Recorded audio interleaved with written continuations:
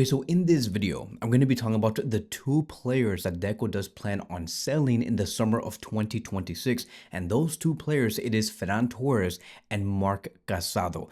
I know that there is going to be clear pushback on the sell of Marc Casado, but let's talk about that, right? So let's talk about why these two players do make the most sense compared to the other players that might be sold. Let's start with Ferran Torres. Ferran Torres has 28 matches that he has appeared on with 19 starts, 12 goals, and 1 assist. That is going to be in La Liga. In all competitive competitions, 41 appearances, 2,244 minutes, 16 goals, and 1 assist. It's not that bad. It's really not that bad. As a matter of fact, Ferran Torres has been playing as a more important player for Barcelona than ever before. He's been relied on way more than ever before, and I believe that the reason why is because Flick knows that with Lewandowski turning 37, 38 years old and not having any real backup option in the striker position, Ferran Torres had to be put on. However, we're slowly starting to see it's starting to get disintegrated, that whole idea, because Ferran Torres has not been reliable. Hansi Flick believes that the best 11 that he could place for the next 2 months until the end of the season would be to have Dani Olmo in the false line position. So even though he started off pretty high and he was scoring goals and providing a little bit of assist here and there, that the whole thing has disintegrated slowly. And now we're barely starting to see Ferran Torres. The whole idea is that Barcelona want to let go of Ferran Torres, bring in Julian Alvarez, and use Lewandowski as the backup option. So that whole thing makes a lot of sense. I understand where Barcelona is coming from and why Deco will want to let go of Ferran Torres. Maybe it is time. We have had him for 4 to 5 years. Maybe this is just it. It's it. For Ferran Torres, that is it. However, I would also tell you another thing. The Marc Casado option, though, does get me a little nervous. But at the end of the day, I really do understand why Barcelona are leaning towards letting go of Casado. I'm pretty sure they're going to have like a buyback option. They're going to try and attach themselves to Marc Casado's name in some way. But I really do, I want to understand why they want to let go of Marc Casado. And I think that if you really pay close attention to how Flick has been using Casado for the past like 10, 15 matches, you probably would have seen it from a mile away. And you probably would understand why Casado would eventually leave. That is because he has barely been used. Marc Casado has barely been used, bro.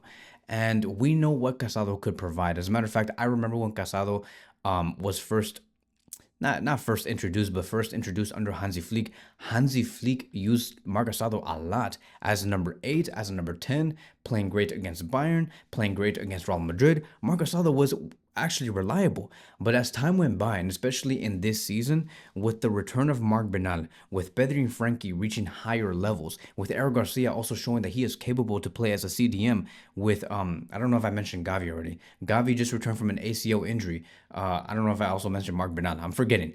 But Marc Bernal also returning from injury as well and playing well. Where is the room in the minutes for Marc Casado? That is the question that I have. And when I question that, I say, I understand why Flick would prefer these players over Marc Casado, which makes me understand why Casado would leave in the summer of 2026.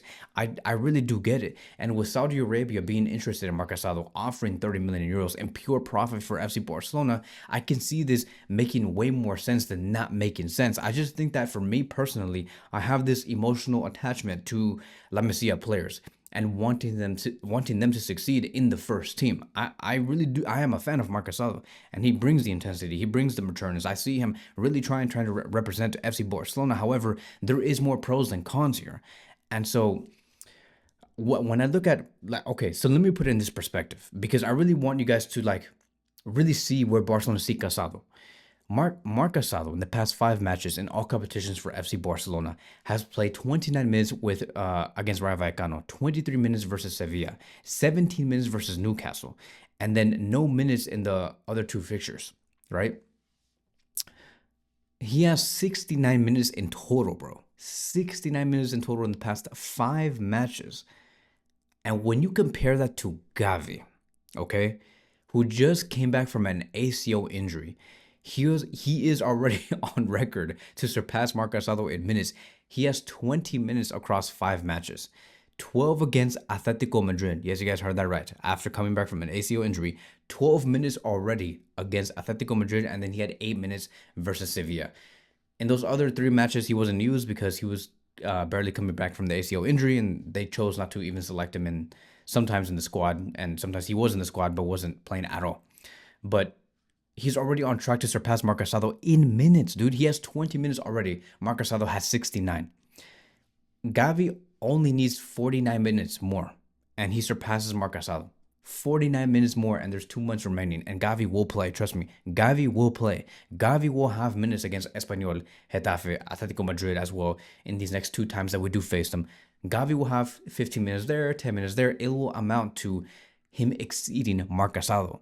So how is somebody like Gavi, who just came back from an ACL injury, about to surpass Marc Casado in minutes? It goes to show just how they view Marc Casado. We have to be realistic here. We have to be realistic. And I would even tell you this. Let's go back even further. When Marc Bernal came back from injury, which was, I think, back on mid-September 2025, we're like, oh, okay, well, Marc Bernal, when he does return, and he returns back in mid-September, it's going to take him about 2 or 3 months for him to like really get used to the whole Barcelona system. Maybe another 2 months for him to finally get into the starting 11. And what none of that happened. And that is also mainly because of Frenkie de Jong's absence. We all thought that with Frenkie de Jong going down, with Gavi yet to return, that Marc Casado was going to get a push up in minutes. But no, if anything, with the inclusion of Marc Bernal and Frenkie coming out, bro, Marc Bernal has accumulated so far 1,030 minutes across all competitions. That is around 27 to 30 appearances and 11 starts. After coming back from an ACL injury when we could have used Marc Casado. So really think about that. Really think about how Hansi Flick views Gavi and also Marc Bernal. Flick looks at Marc Bernal and he says, this guy is really good. He's already exceeding the expectations. We have to put him in. It shows that he's talented. And he's also showing that the way that he views Gavi is this is a guy who understands football, who clearly has no trouble adjusting to our intensity. He's already there. I want to play some more, and he's going to continue to get more minutes. It's how Flick views these 2 players. He highly rates them and over Marc Casado. And I know that we just talked about how, Marc Bernal also just came back from relapse, basically. Like, he's out right now, but he'll return in the match against Espanyol. So it's not going to take too long, but don't expect that because Marc Bernal went down and he's going to miss the match against Atletico Madrid and maybe against Espanyol, maybe. Don't expect for Marc Casado to be called up because clearly that's not the case. Most likely Gavi will get those minutes. So I get it, dude. I get why Marc Casado would leave. I mean, if I was Casado, I would feel bad because how am I going to let 2 players who went through ACL injuries eventually get more minutes than me? And I have been available the whole time. Marc Casado has not gotten a single injury. Yet he's getting slowly dethroned by Gavi and has already been replaced by Marc Bernal. So you guys let me know in the comment sections down below. What do you think about Deco's decision as a sporting director of Barcelona, identifying 2 players for potential sales this summer, Ferran Torres and Marc Casado? Also keep in mind that players like Alejandro Balde is not going to be sold. We have heard official confirmation coming from Fabrizio Romano, and he has stated that Alejandro Balde is not going to be sold, that Barcelona are not looking to actively sell him and put him on the market. It's not like the Ferran Torres and Marc Casado situation. If anything, Barcelona's plan for the left back position is clear. They want to maintain Balde unless a big offer arrives. When they mean big, they mean like they hope that some Premier League club overpays and pays like 80 million euros. However, they know that's not going to happen. They want to retain Alejandro Balde, and they also want to find a deal with Joao Cancelo and his club in Saudi Arabia.